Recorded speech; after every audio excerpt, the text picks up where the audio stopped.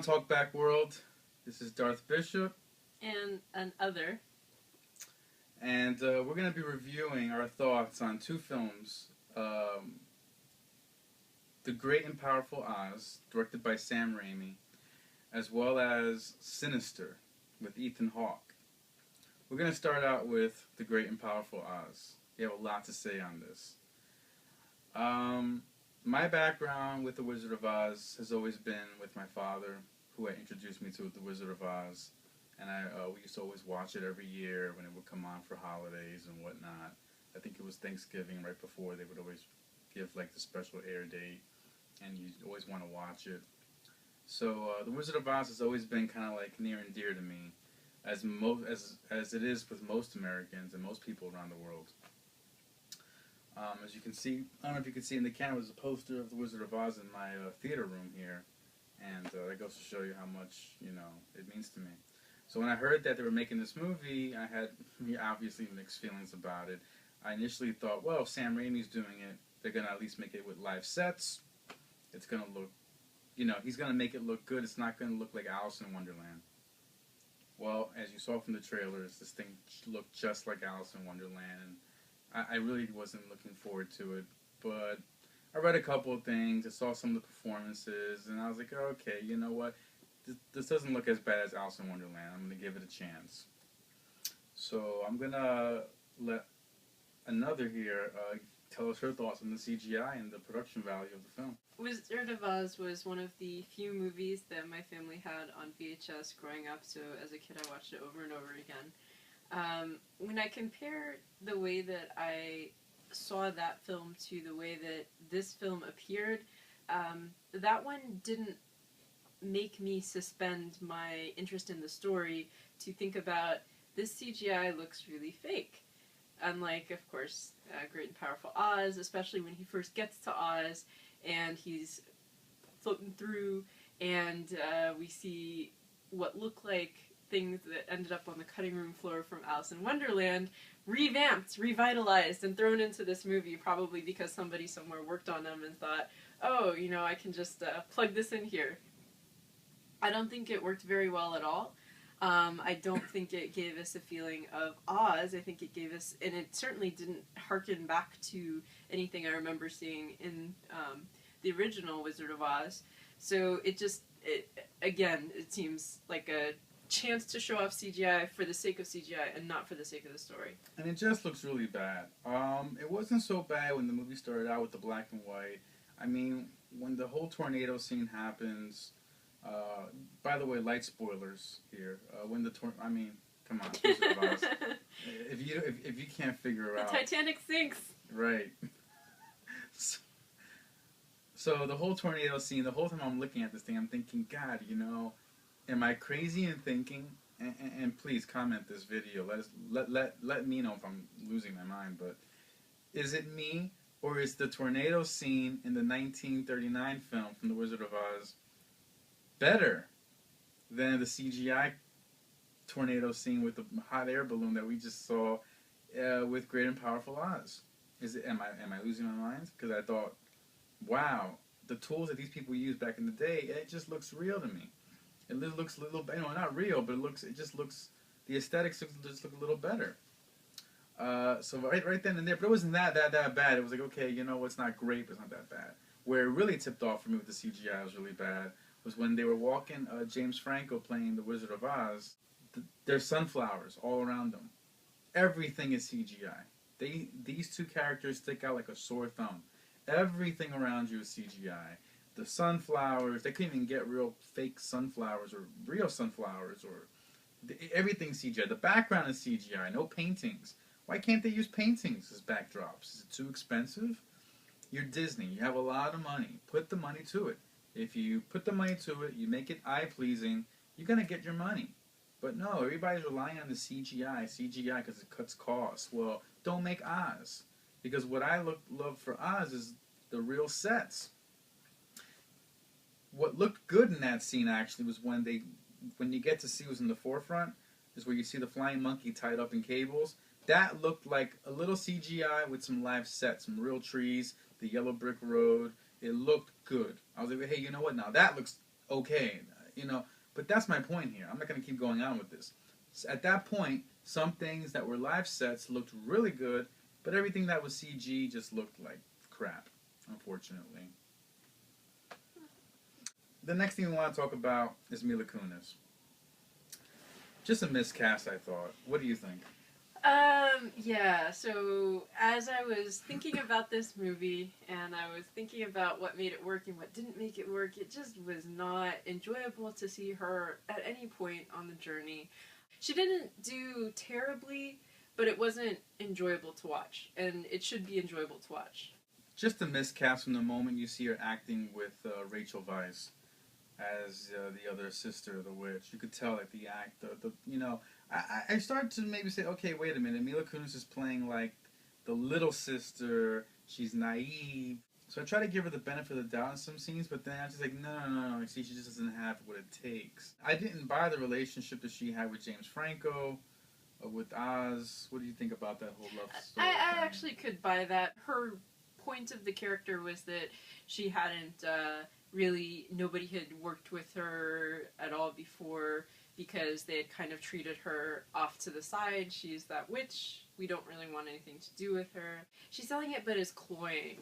Instead of just being innocent and, oh, okay, she's sweet and she's falling for his same old tired lines, it was cloyingly sweet and therefore annoying.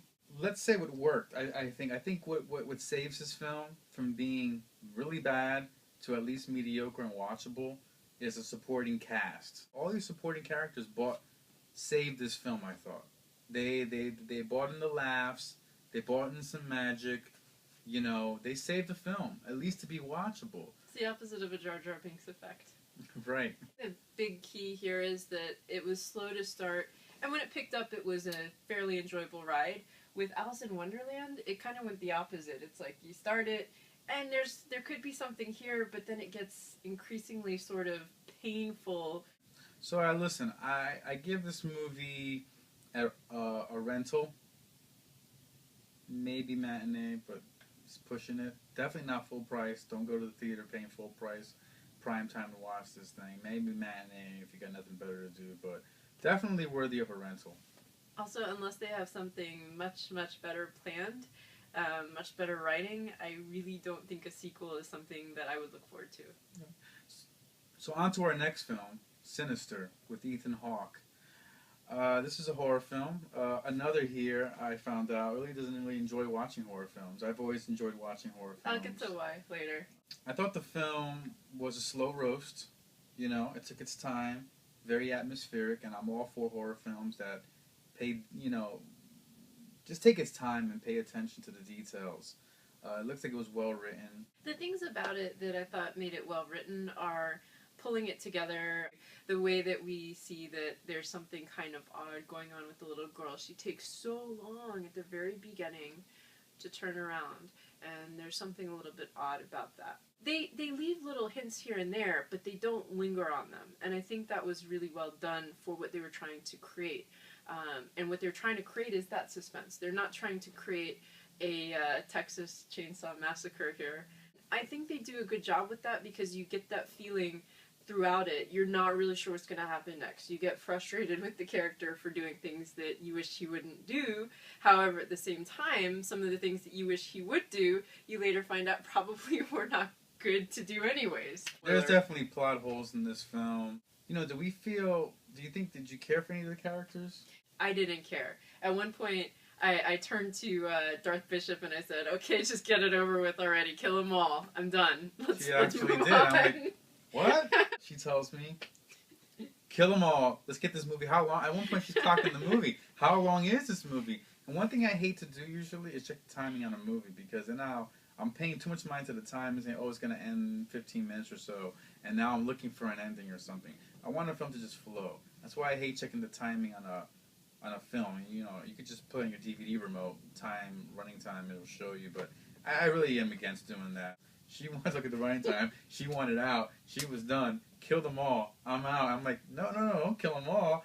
This is getting interesting when they started getting to the mythology of the character, of the villain, of the spirit entity. It was really well thought out. Yeah, it Here's was what I good liked writing. about it too. A lot of these films come out these days, ever since the Blair Witch Project came out, and started the whole mold of this documentary style horror film that won't show you much, but it's all about atmosphere. You know, that film showed how much you can pull with atmosphere, but the weakness of that film, I thought, was that it's just too much atmosphere. There's just no payoff. You gotta have a payoff. It's gotta be a balance. I think this film didn't do this documentary style. They found a way to make the Super 8 footage documentary style, but we're looking inside of the doc. We're like looking at the film with the character, and I thought that was an interest. That's fresh. That's new. That's not this whole film being documentary The style. look and feel of this film was something that you could do on a theater, actually, like in a theater realm, because there were very few props. Yeah. There were very few things going on, and the props that were there were really important, and you focus on that. A lot of the frames, just you see the shots, they're very dark, and so you're just focused on a couple props in a room. And they barely go anywhere in the movie, so it's kind of like you are focused in on one or two things the entire time, and one of the main things is watching the films with the character. Right. I mean, and here's another thing. This is a horror film, right? I usually don't get scared with horror films. I don't watch them to get scared. I watch them just to see how well, how well they're being made these days, But I gotta say, this film scared the shit out of me. Darth Bishop was holding on here. I was like, On the other hand, the reason that I don't like horror films so much anymore, and this is slightly embarrassing, is I used to watch them. I never saw horror films until I was a teenager, and when I saw horror films, I saw Carrie, I saw April Fool's Day, just Psycho, random stuff. but she's never seen Halloween. Okay, and I haven't seen a lot, granted. But she will soon. But when I saw The Ring in college, that one got to me. And it's stupid because one of my best friends said that she saw it, and at the point when the girl crawls out of the TV, she's laughing her head off in the theater. At that point, I was like, oh my gosh. And when I went home and it was rainy outside, I'm looking at all these little rain puddles with kind of trepidation. I didn't want to go to the restroom by myself. Wanted to turn around my computer screen so it wasn't looking at me as I slept. That one actually got to me. From that perspective, I started liking horror films a little less because I have a pretty active imagination. This one did not affect me the same way. So from that perspective, I actually started to enjoy the ending. I liked the writing suddenly. It wasn't as painful as it had been to get through. I was waiting for that to give me that something that I was like, okay, I don't want to watch another horror film for a while. So maybe that's a good thing for you, maybe that's a bad thing. I'm not really sure. It's how do you want a movie to affect you? And you be the judge. I don't know if you could watch it alone. I know a couple of people that would watch a horror film alone. This is one I'm happy I didn't get to see alone. Once again, I'm Darth Bishop. I'm an other. And hopefully we could keep Talk Back World alive. Chosen One, I'm on to you. I'm on to you. And you better cut it out. Get Darth Bishop started. Darth Bishop out.